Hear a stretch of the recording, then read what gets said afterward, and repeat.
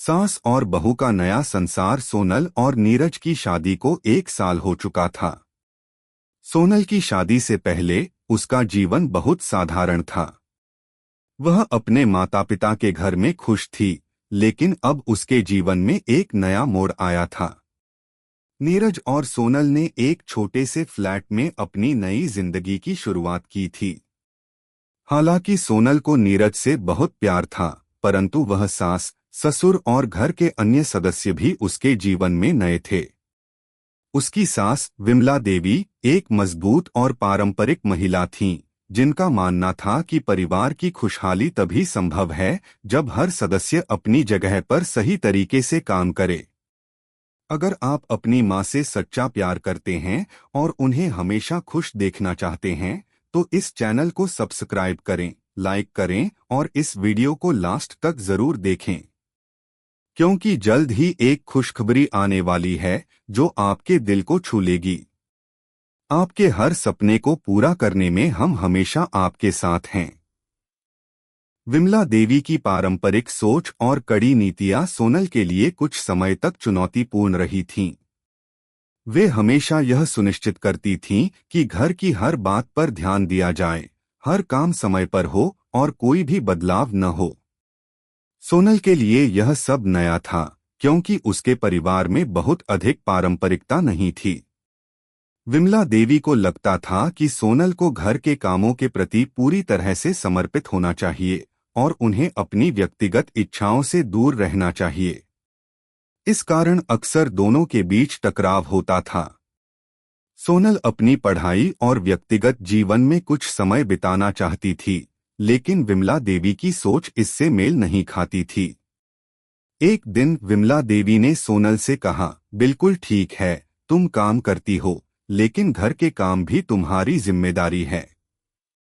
तुम्हें नीरज का ख्याल रखना है और घर के माहौल को सही बनाए रखना है। यह भी तुम्हारा कर्तव्य है। सोनल कुछ पल चुप रही, फिर उसने कहा, माँ, मुझे समझ में आता है कि घर के काम जरूरी हैं, लेकिन क्या मैं थोड़ी सी समय अपने लिए नहीं ले सकती? मुझे भी अपनी पहचान बनानी है। यह सुनकर विमला देवी थोड़ी नाराज हो गईं, लेकिन उन्होंने अपनी नाराजगी को दबा लिया। उन्होंने सोचा, यह नई बहू है, इसे थोड़ा समय लगेगा समझने में। समय बीतता गया और एक दिन सोनल ने नीरज से कहा, नीरज, मुझे लगता है कि हमें कुछ बदलाव करना चाहिए। मैं अब सास के साथ काम करते हुए कुछ समय खुद के लिए निकालने का तरीका ढूंढना चाहती हूँ। नीरज को यह विचार बहुत अच्छा लगा। उसने सोनल को भरोसा दिलाया कि वह विमला देवी से बात करेगा और उन्हें समझाएगा। विमला देवी को जब यह बात पता चली तो वह थोड़ी चौंकी। उन्होंने कहा, बिल्कुल, तुम सबका साथ दो, लेकिन याद रखना, घर की जिम्मेदारी से कोई भाग नहीं सकता। सोनल ने मुस्कुराते हुए कहा, मैं भी घर के काम में पूरा हाथ बटाऊंगी, लेकिन क्या हम मिलकर कुछ नया कर सकते हैं? जैसे हम कुछ समय परिवार के बाहर भी बिता सकें। इस पर विमला देवी ने थोड़ी देर सोचा और फिर कहा, ठीक है, तुम जो कह रही हो उसे समझने की कोशिश करूंगी, मगर घर का माहौल बिगड़ने नहीं देना चाहिए। इस प्रकार धीरे धीरे दोनों के बीच समझौता हुआ। सोनल ने घर के कामों में अपने हिस्से की जिम्मेदारी निभानी शुरू की, लेकिन उसने साथ ही साथ खुद के लिए भी समय निकाला। उसने न केवल घर के कामों में मदद की, बल्कि एक छोटा सा पुस्तकालय भी शुरू किया, जहां वह अपनी पसंदीदा किताबें पढ़ सकती थी। विमला देवी ने देखा कि सोनल ने घर की देखभाल अच्छे से की थी और वह उसके इस प्रयास से प्रभावित हुई। विमला देवी ने एक दिन सोनल से कहा, तुमने सच में अच्छा किया है।